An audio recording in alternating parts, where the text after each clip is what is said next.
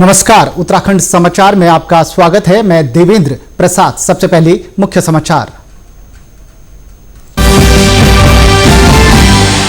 प्रधानमंत्री नरेंद्र मोदी ने लेह में सेना, वायुसेना और आईटीबीपी के जवानों को किया संबोधित। कहा, उनका बलिदान व साहस अतुल्य और देश को सशक्त बनाने के लिए महत्वपूर्ण।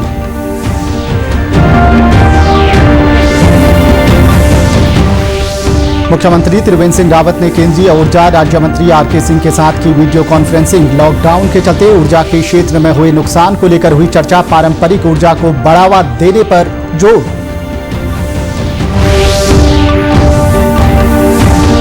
राज्य सरकार ने जारी की अनलॉक 2 की गाइडलाइन। देहरादून के लोगों को मिली बड़ी राहत। अब शनिवार को शहर की सभी दुकानें, सरकारी और गैर सरकारी ऑफिस खुलेंगे।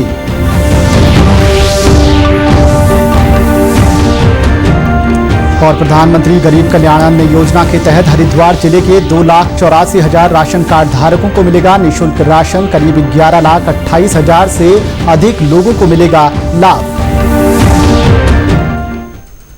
अब खबरें विस्तार से। प्रधानमंत्री नरेंद्र मोदी ने आज लेह में सेना, वायुसेना और आईटीबीपी के जवानों को संबोधित किया। उन्होंने कहा कि सैनिकों का बलिदान और साहस अतुल्य है और देश को सशक्त बनाने के लिए महत्वपूर्ण है। प्रधानमंत्री ने एक बार फिर गलवान घाटी में बहादुर शहीदों को श्रद्धांजलि दी।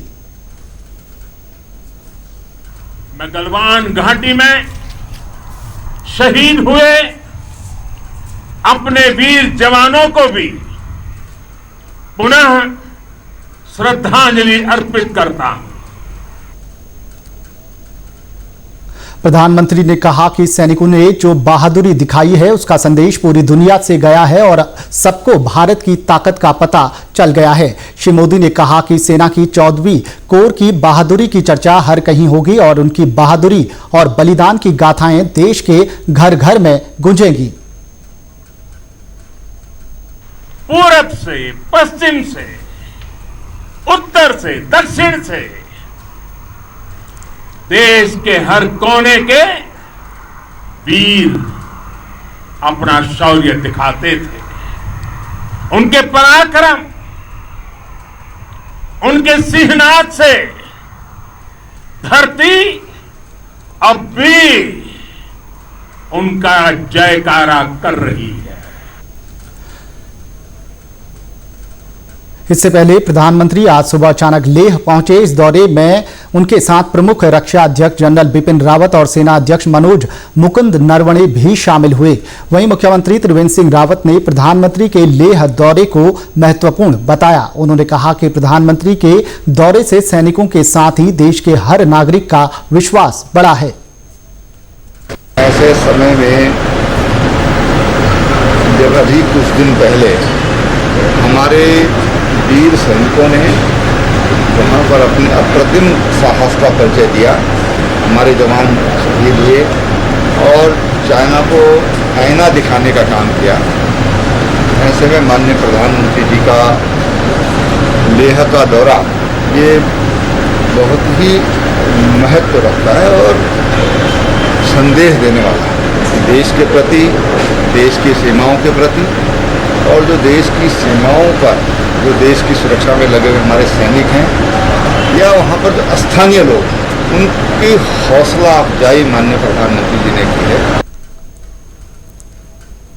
मुख्यमंत्री त्रिवेंद्र सिंह रावत ने आज सचिवालय में केंद्रीय ऊर्जा राज्य मंत्री आरके सिंह के साथ वीडियो कॉन्फ्रेंसिंग की। इस अवसर पर मुख्यमंत्री ने सुझाव दिया कि रिफॉर्मर्स को लेकर जो कार्य हो रहे हैं उसमें राज्यों से भी परामर्श किया जाए। मुख्यमंत्री ने केंद्रीय राज्य मंत्री को जानकारी दी कि राज्य ने सोलर फार्मिंग की नई योजना लागू की है। इस दौरान केंद्रीय राज्य मंत्री ने कहा कि केंद्र सरकार पारंपरिक ऊर्जा को बढ़ावा देने का प्रयास कर रही है। उन्होंने कहा कि कोविड के कारण ऊर्जा के क्षेत्र में हुए नुकसान की भरपाई के लिए केंद्र सरकार द्वारा अनेक प्रयास किए जा रहे हैं।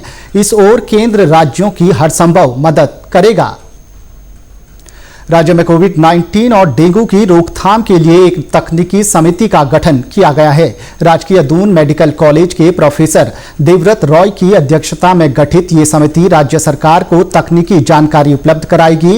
ये समिति देश और दुनिया में कोविड-19 हेतु अपनाई गई बेस्ट प्रैक्टिसेज का विश्लेषण करेगी। इसके साथ ही ये समिति इस संबंध में देश दुनिया में प्रकाशित किए गए अध्ययनों का विश्लेषण कर कार्रवाई योग्य बिंदुओं पर अपने सुझाव राज्य सरकार को देगी। इस बीच मुख्यमंत्री त्रिवेंद्र सिंह रावत के निर्देश पर कोविड-19 से संबंधित टेस्टिंग क्षमता बढ़ाने के लिए कुल 11 करोड़ 25 लाख रुपए स्वीकृत किए गए हैं।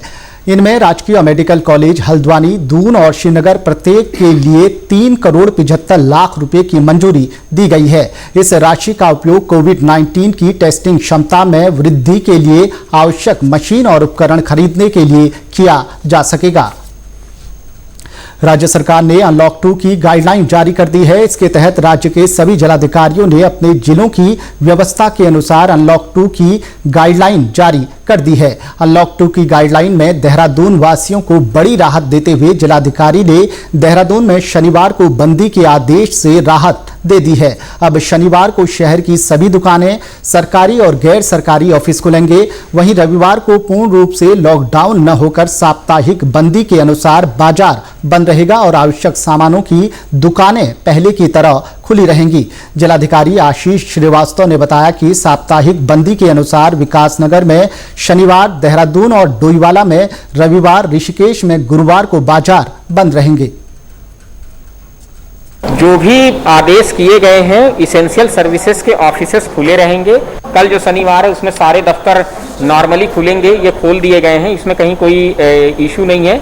हमारे यहाँ और जनपद के अलग अलग जगहों पे, जैसे विकास नगर का एरिया है, वहाँ पर शनिवार को, देहरादून और डोईवाला का जो एरिया है इसमें रविवार को, और जो ऋषिकेश का एरिया है उसमें बृहस्पतिवार को, गुरुवार जो है उस दिन के लिए साप्ताहिक बंदी के आदेश वहाँ के व्यापार मंडल के साथ मिल करके किए गए हैं। तो इसेंशियल सर्विसेज हैं वो चलती रहेंगी। किसी को इसेंशियल वर्क के लिए कम्यूट करना है वो भी चलता रहेगा।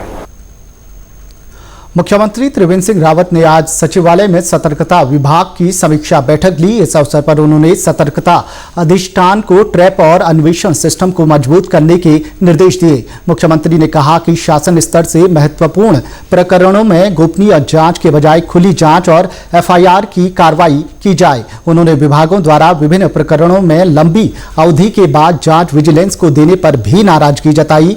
बैठक में निर्णय लिया गया कि प्रत्येक राज्याधीन कार्यरत कर्मचारियों को हर साल प्रॉपर्टी रिटर्न ऑनलाइन दाखिल किया जाना अनिवार्य किया जाएगा। मुख्यमंत्री ने सोशल मीडिया की मॉनिटरिंग के लिए सिस्टम को मजबूत बनाने के निर्देश दिए। उन्होंने कहा कि लॉ और ऑर्डर की दृष्टि से दुष्प्रचार करने वाले लोगों को चिन्हित करने और उनके विरुद्ध कार्रवाई करने की प्रक्रिया में तेजी लाई जाए। प्रधानमंत्री गरीब कल्याण अन्न योजना के तहत हरिद्वार जिले में खाद्यान्न उपलब्ध कराने के लिए जिला प्रशासन ने तैयारियां शुरू कर दी हैं। हरिद्वार के जिला आपूर्ति अधिकारी के अग्रवाल ने बताया, जिले में 2,84,000 राशन कार्ड पीएम खाद्यान्न योजना के तहत पंजीकृत हैं। इनमें 11,28,000 से अधिक लोग राशन कार्ड में शामिल हैं। उन्होंने बताया कि प्रधानमंत्री गरीब कल्याण अन्न योजना के तहत इन लोगों को निःशुल्क राशन बांटा जाएगा। राष्ट्रीय खाद्य सुरक्षा योजना के अंतर्गत करीब 2,84,000 परिवार हैं। 11,28,000 से अधिक जो है इनके सदस्य हैं। इसके अंतर्गत जो माननीय प्रधानमंत्री जी द्वारा घोषित की गई है स्कीम, इस योजना में 5 किलो चावल और प्रति व्यक्ति तथा 1 किलो चना प्रति परिवार निःशुल्क वितरण किया जाना है। वहीं इस योजना की लाभार्थी शिवाली ने बताया कि अभी उन्हें 3 महीने का राशन निःशुल्क प्राप्त हुआ है। प्रधानमंत्री की घोषणा के बाद नवंबर तक उन्हें निःशुल्क राशन मिलने की जानकारी प्राप्त हुई है। इसके लिए उन्होंने प्रधानमंत्री का आभार जताया है। ये जो मोदी सरकार ने हमें राशन मुफ्त दिया है, इससे हमें लॉकडाउन के अंदर बहुत सहायता मिली है। ये इस राशन कार्ड से हम राशन प्राप्त कर पा रहे हैं और अभी लॉकडाउन जैसा कि खुल गया है, लेकिन अभी बहुत परेशानियों का सामना करना पड़ रहा है। तो राशन कार्ड से हम अभी नवंबर तक और राशन ले पाएंगे। मोदी सरकार ने घोषणा की है कि हमें नवंबर तक और राशन मुफ्त प्राप्त होगा। मौसम विभाग ने आगामी 36 घंटे के लिए राजधानी देहरादून में भारी बारिश की संभावना जताई है, जिसके बाद जिला प्रशासन ने अलर्ट जारी कर दिया है। इस संबंध में जिलाधिकारी आशीष श्रीवास्तव ने बताया कि मौसम विभाग के अलर्ट के बाद देहरादून शहर में नगर निगम, पीडब्ल्यूडी, सिंचाई, स्वास्थ्य और पेयजल सहित कई विभागों को अलर्ट पर रखा गया है।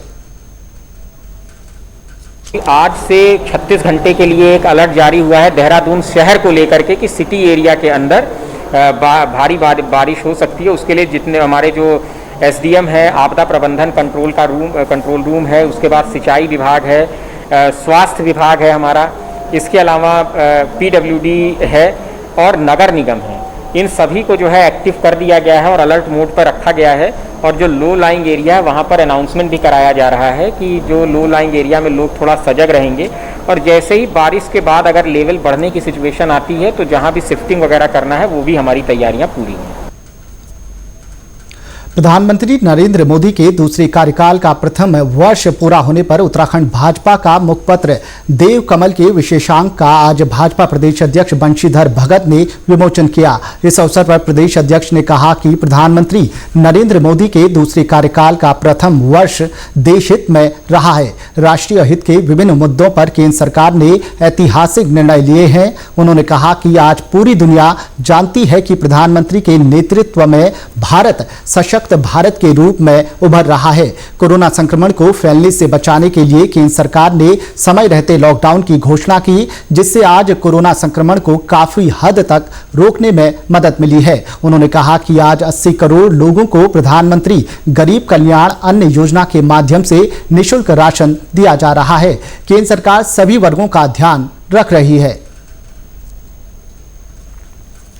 कि भारतीय जनता पार्टी के कार्यकर्ताओं के मेहनत से, इस देश की महान जनता के आशीर्वाद से एक बार एक लौह पुरुष के रूप में हमारे प्रधानमंत्री का प्रकटीकरण हुआ है। जो काम किए हुए ऐतिहासिक काम है। जिस तरीके से पूरे विश्व में देश का गौरव बढ़ाया है और हर चीज में भारत को सशक्त किया है, राष्ट्रीय स्तर से लेकर अंतर्राष्ट्रीय स्तर तक जिस प्रकार की पहचान भारत की बनी है, मैं समझता हूँ 70 साल के इतिहास में ये कभी नहीं हुआ।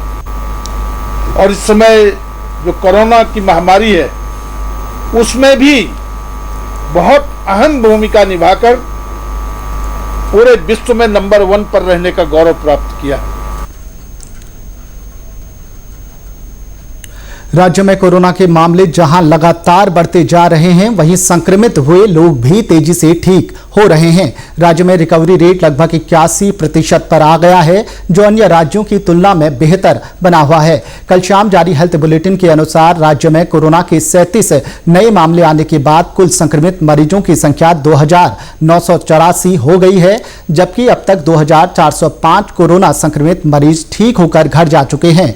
ताजा मामलों में नैनीताल से 17, उधम सिंह नगर से 16, अल्मोड़ा, देहरादून, पौड़ी और पिथौरागढ़ से एक मामले सामने आए हैं।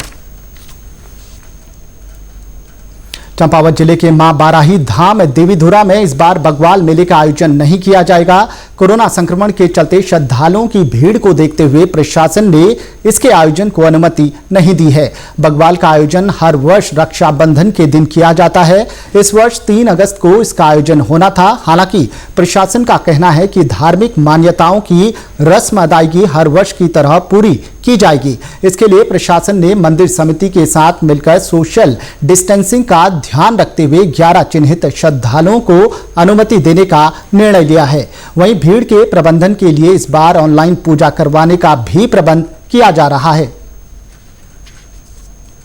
कि हमारी जो परंपराएं हैं, एकादशी सांगी पूजन के दिन कम से कम 9 से 11 लोग उसमें प्रतिभाग करेंगे। दूसरे दिन द्वादशी से लेकर चतुर्दशी तक वीराचार पूजन में जो लोग यहाँ पर समूह बना करके आया करते थे, गाँव से पूजन लेकर के आते थे, वे लोग भी शायद हो नहीं आ पाएंगे इस महामारी के कारण। चार खाम सात थोक के लोग यहाँ पर सांकेतिक रूप में उन दिनों पर पूजन करेंगे। उसके बाद ठीक मुख्य पर्व जो बग्वाल होता है, जो फल फूलों से यहाँ पर बग्वाल खेली जाती है, उस दिन प्रातःकाल चार खाम सात थोक के प्रधान पात्र उनके आचार्य वहाँ पर उस दिन भी प्रातःकाल 9 से 10 लोग उस पूजन में प्रतिभाग कर पाएंगे। वहीं मंदिर समिति के अध्यक्ष खीम सिंह लमगड़िया ने बताया कि कोरोना संक्रमण के चलते इस बार बग्वाल मेले का आयोजन बड़े स्तर पर नहीं किया जा रहा है। उन्होंने सभी श्रद्धालुओं से ऑनलाइन पूजा का लाभ उठाने की अपील की है। उत्तराखंड के समाचारों में बस इतना ही। चलते चलते मुख्य समाचार एक बार फिर। प्रधानमंत्री नरेंद्र मोदी ने लेह में सेना, वायुसेना और आईटीबीपी के जवानों को किया संबोधित। कहा, उनका बलिदान व साहस अतुल्य और देश को सशक्त बनाने के लिए महत्वपूर्ण।